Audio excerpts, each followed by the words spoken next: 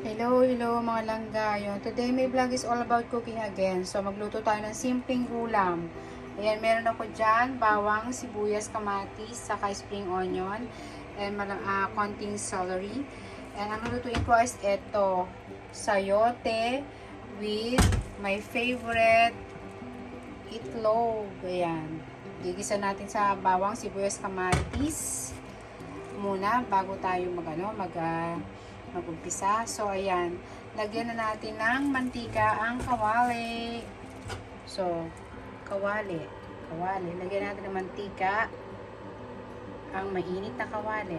O yun, tama na yung mga langga. So, ayan, ano tayo ha,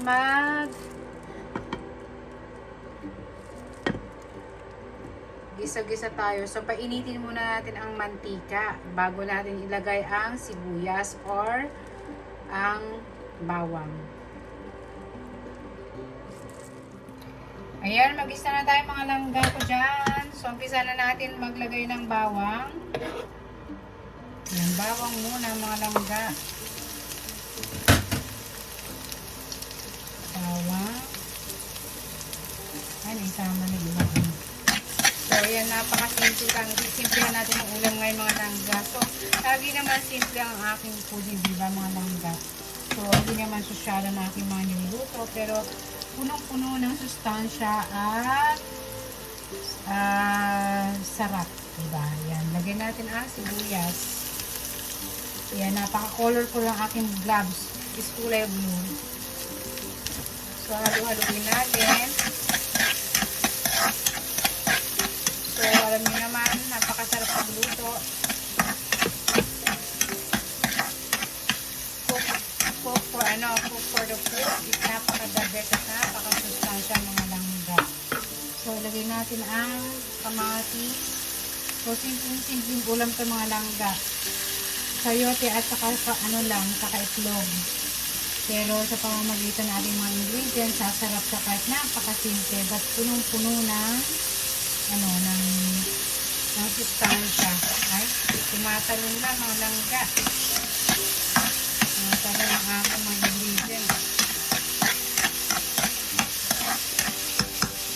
Ayan.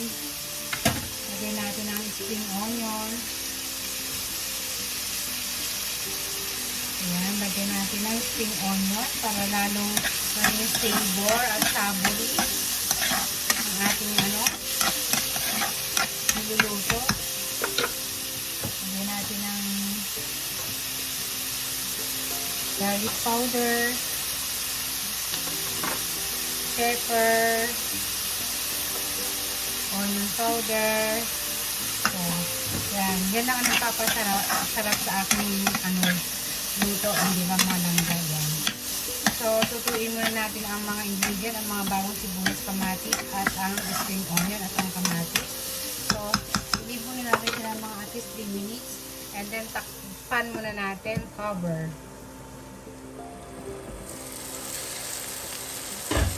Ayan ang mga langga. Lagay na natin ang sayote. Ayan. Lagyan na natin ang ating sayote. Ayan. Ayan. Antayin muna natin maluto ang sayote. And then, cover ulit. After 5 minutes, ayan, check natin. So, ayun na nga mga langga. Malapit nang maluto ang ating sayote. Pero I think luto na siya. Haluhaluin muna natin para ma-spread ang mga ingredient na nilagay natin. Ayan, napakasarap na mga langga. Pwede na natin ilagay ang itlog pamaya-maya. So, ayan o. Sobrang sarap mga langga. So, lagyan natin ng konting asin. Ayan, konting asin. Nang sa ganun, magkaroon ng something sour. Haluhaluin natin ganyan.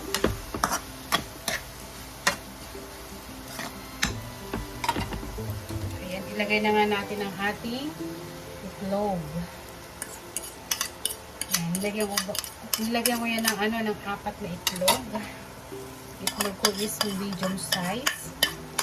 So yan, napaka-simple at napaka-sustansya ang ating niluluto, ang ating ulam for today.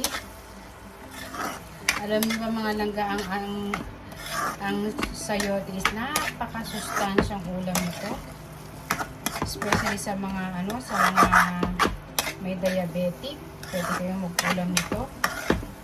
Kasi may mga kidney problem, ito lang ulamin nyo. At ang ang ating itlog is napaka-sustansya rin, is protein siya.